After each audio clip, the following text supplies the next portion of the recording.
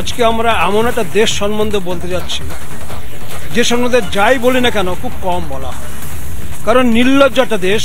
কারণ হচ্ছে যে এদের মুখোশটা খুলে দেওয়ার জন্য। মুখোশটা হচ্ছে এই 1965 সালে আমি যুদ্ধে ছিলাম, এবং এই 1965 সালের যুদ্ধে আমরা তাদেরকে যেভাবে পরাস্ত করেছিলাম, পর্যদস্ত করেছিলাম, আমরা ভেবেছিলাম যে যদি লজ্জা থাকে জীবনে কোনোদিন আর পাকিস্তান ভারতবর্ষের দিকে চোখ উঠিয়ে দেখবে না। আমরা এটাই ভেবেছিলাম, কিন্তু দেখলাম এরা নির্লজ্জ। তা না হলে আবার 71 সালে আবার তারা সেই জিনিস করলো, আমাদেরকে দেখবার জন্য, আমাদের উপরে তারা বদলা নেবার জন্য। কিন্তু ওরা জানে না যে আমরা কে, আমরা কি। 1971 সালে ওদের সবচেয়ে বড় জিনিস সেটা হচ্ছে ওদের একটা সাবমেরিন পাঠিয়েছিল যুদ্ধে। ওরা সাবমেরিন পাঠিয়েছিল কি জন্য? যে এই সাবমেরিন ওদের গর্বের সাবমেরিন, ওদের প্রচন্ড গর্ব ছিল সাবমেরিন নিয়ে। এই সাবমেরিন দিয়ে ওরা ভারতবর্ষকে উড়িয়ে দেবে।